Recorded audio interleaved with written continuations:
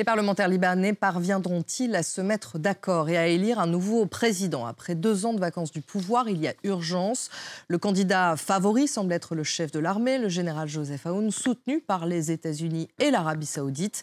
Ces 2 dernières années, la désignation du président a été bloquée par le bras de fer entre les différents blocs politiques. Je vous rappelle que la tradition veut que le président libanais soit un chrétien maronite, le Premier ministre un musulman sunnite et le président du Parlement un musulman chiite. Gauthier Rybinski, bonjour. Bonjour Pauline. Après la guerre de ces derniers mois entre le Hezbollah et Israël, des années de crise financière, le Liban est toujours au cœur des préoccupations des différents pays qui l'entourent géographiquement?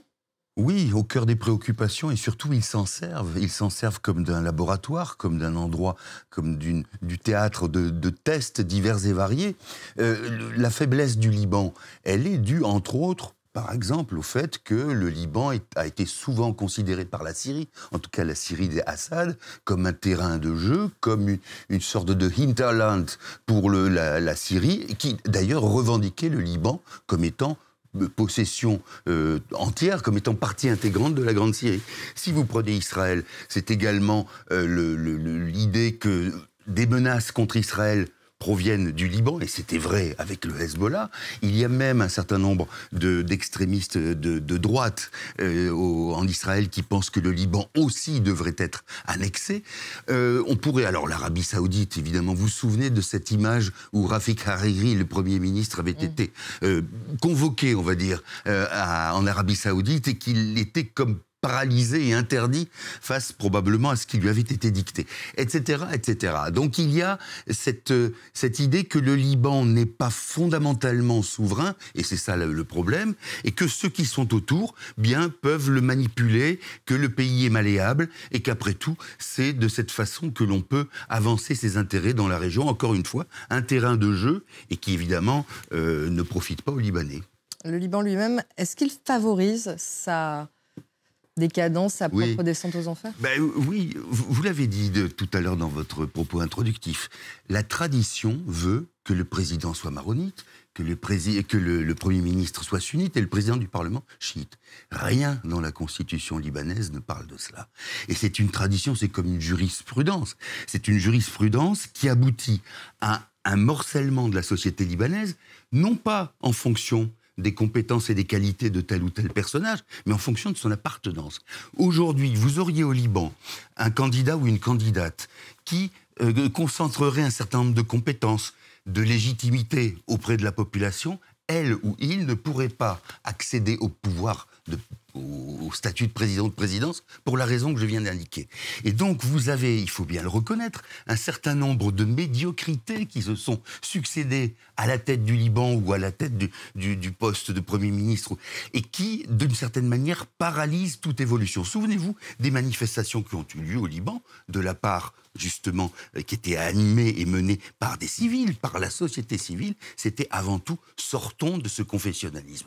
Et non seulement ce confessionnalisme est toujours là, mais les personnalités sont toujours les mêmes. Alors, Joseph Aoun, qui n'a rien à voir d'ailleurs avec Michel Aoun. Joseph Aoun, qui était l'ancien président. Et vous il voyez, ne l'est plus depuis octobre 2022. Exactement. Et le parcours de Michel Aoun était sinueux. Il était chrétien maronite, avait fermement combattu les Syriens et les chiites, et puis il était devenu un allié du Hezbollah. Ça aussi, c'est quelque chose qui perturbe la vision, la visibilité politique des uns et des autres n'est pas assurée, et de cette manière, vous avez un pouvoir vacant, et aussi un certain nombre d'électeurs, quand il s'agit d'élire des députés, qui sont plus que perplexes, qui sont même revendicatifs et vindicatifs. Quels seront les principaux défis d'un nouveau pouvoir, d'un nouveau président au Liban, si le président est élu aujourd'hui? Alors, vous avez vu dans quel état économique est le Liban, hein? On va en parler dans un instant d'ailleurs avec Delphine Liot. Alors, je ne déflore pas le sujet, mais c'est vrai qu'il y a quelque chose qui est de l'ordre de...